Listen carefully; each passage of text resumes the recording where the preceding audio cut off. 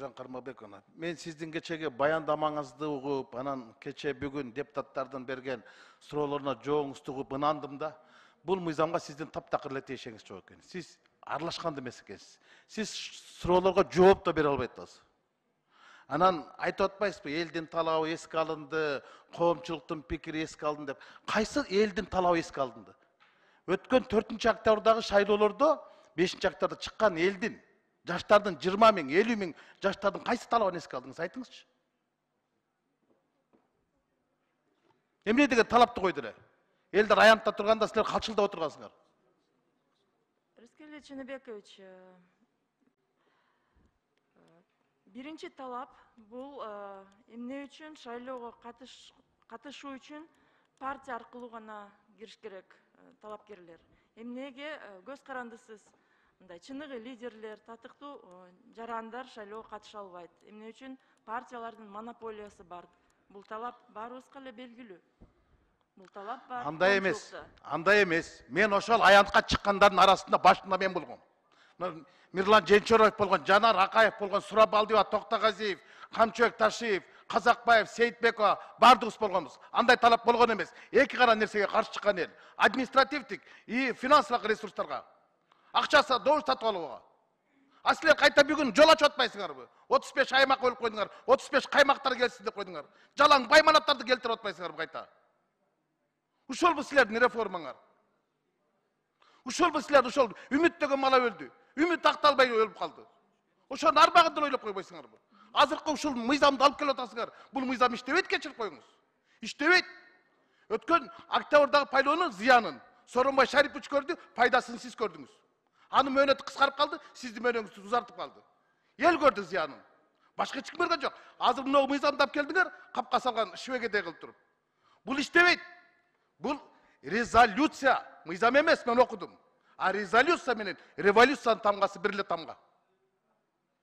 Силер кайта татардаштырып келбедиңерби? Жаштар келбейт. Аянтка чыккандардын баардыгы жаштар болгон. Токтогазиевдер келе албайт. Кире албайт алар. Буларга базаркондор келет, банкирлер келет, бандиттер келет, олигархтар келет. Башка ким келет? Кантип келет? Ушул мыйзам менен. Ким кепилдик берет? Эч ким. Рыскелди Чыныбекович, сиз туура айтасыз.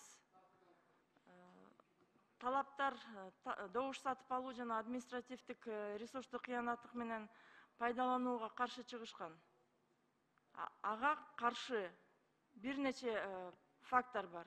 Ага каршы жалаң гана мыйзам болбош керек. Мыйзамда бардык мүмкүнчүлүк бар болчу ага каршы турганга. Ага саясий эрк да керек болчу. Укук коргоо органдардын результативдүү, эффективдүү реакциясы да керек болчу. Ага көп фактор керек болчу. Эң биринчиден талапкерлер ошону ушунчалык массалык түрдө колдонбош керек болчу. Чара көрдүңүздөрбү? Чара көргөн жоксуздар да. Шайлоонун жыйынтыгын эл чыккандан кийин анан чыгарбадыңарбы? Кечкер 20 миң адам турганда ошондо шайлоону жокко чыгарып койсоңор, каршкыртоо кояман калат эле го. Балдар өлбөй, жарадар болбойт эле го. Канча деген балдар көзү сокур болуп калды. Канча деген балдар майып болду. Ошолордун бирин эске алдыңарбы? Мына элдин талабын эске алсаңар, ошол шайлоонун кесепетин эске алышыңар керек болчу. Силер эчтекени эске алган жоксуңар. Шайлоо дейсиңер. Мына шайлоого күндөн күнгө эл ишенбей калды. Президенттик шайлоого катышкандардын саны 40%га жетпей калды. Референдумга 30-тан араң ачты. Кече Бишкек шаардык кеңешинде болгон шайлоодо 25-ке жетпей калды. Эртең 20-га түшөт. А шайлоочулардын санынын 20% бул Кыргызстандын халкынын 10%. Ана силер ушул мыйзамды кандай чап келип атасыңар? Силер, мен ойлойм, силер бардыңар эле президентке каршы болсоңор керек. Бул 4-чү төңкөш кеп келет. Жалаң байманаттар келет, кечеги аянтка чыккан балдар келбейт, врачтар келбейт, мугалимдер келбейт, милиционер өтпөйт, миллионерлер өтөт. Бул урматтуу Нуржан Кармабековна, это не выборы. Это не выборы, поймите меня правильно. Это битва для бизнесменов, гонка для гопников. И что мы итого получим?